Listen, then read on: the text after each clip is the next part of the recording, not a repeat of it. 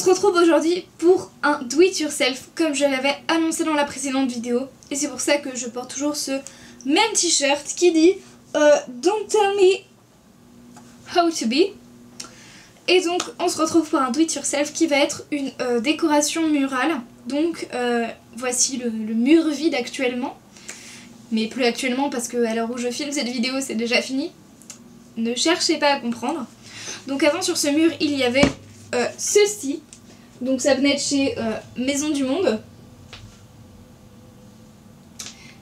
Et ça a beau être très joli, très rose, très flashy, très bien en accord avec ma chambre. Je m'en suis lassée.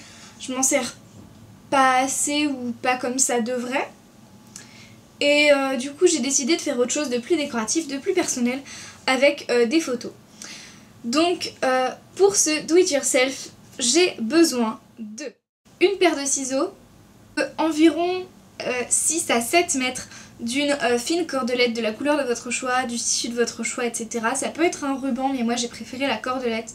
C'était plus fin, je trouvais ça plus joli et la couleur était ce qui m'allait mieux en magasin. Pour tout acheter, je suis passée à Loisirs et Création à Pardieu. Il y a vraiment beaucoup de choix, c'était assez chouette. De la ficelle par environ 7 mètres selon la longueur que vous avez. Il faut que vous calculiez selon le nombre de bandes que vous voulez faire aussi. De photos, donc moi je les ai commandées dans ma Paula Box. Donc j'en ai à peu près une trentaine, mais je vais pas les mettre toutes parce que j'ai pas la place sur ce mur là. J'ai acheté également des petits boutons en forme de cœur qui sont rouge, rose clair, rose fuchsia et qui vont très bien avec le mur pour faire des bouts de fil, mais je vous expliquerai ça. Et du coup j'ai aussi eu besoin de petites pinces à linge colorées pour faire tenir les photos sur chaque fil. Et après j'ai juste eu besoin de punaises pour la fixation et c'est tout. Donc c'est quelque chose d'assez simple, réalisable n'importe quand, c'est facile, c'est rapide, c'est joli et en plus c'est pas très cher, surtout si vous avez une imprimante chez vous qui peut imprimer des photos avec un beau papier. Donc franchement c'est juste parfait. En premier lieu je coupe des morceaux de ruban, de cordelette de la même taille, tous identiques selon la longueur du mur comme je le souhaite. Et ensuite, je commence par réfléchir à comment je positionne le tout. Alors j'ai commencé d'abord par positionner chaque bout de ruban sur le mur avec des punaises. Donc pour cacher la punaise, je prends un petit cœur que j'enfile au bout de la cordelette et je fais un nœud pour que entre le nœud de la cordelette et le petit cœur, j'enfonce la punaise dans le mur pour que ça tienne. C'est léger donc en général ça devrait tenir sans problème. Je suis désolée d'avance si vous avez un mur qui fait que vous pouvez pas faire de trou dedans parce que la pâte à fixe ça tiendra vachement moins bien je pense.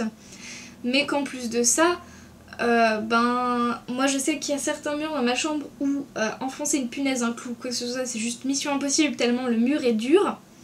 Donc j'ai pas de solution pour ça mais je suis sûre que vous en trouverez une, voilà. Ensuite, quand mes petits cœurs sont fixés en haut au bout de chaque ruban et que chaque ruban est fixé au mur, tout simplement je vais prendre mes photos et mes petites pinces à linge et je vais les fixer comme je veux, où je veux, pour avoir le résultat que je souhaite.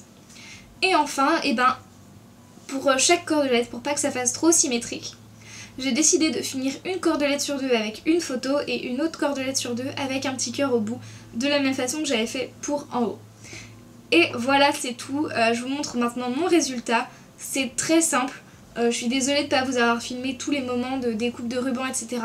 Je pense que c'est assez facile et assez clair pour que vous compreniez. Et surtout, j'ai pas pris le temps vraiment de filmer quand je l'ai fait. Mais c'est une idée que je trouve vraiment très chouette, très originale et qui est très personnelle et qui s'enlève facilement, qui se transporte facilement, qu'on peut interchanger niveau photo et que si vous déménagez demain, ce sera pas le truc le plus relou à enlever du mur et à repersonnaliser.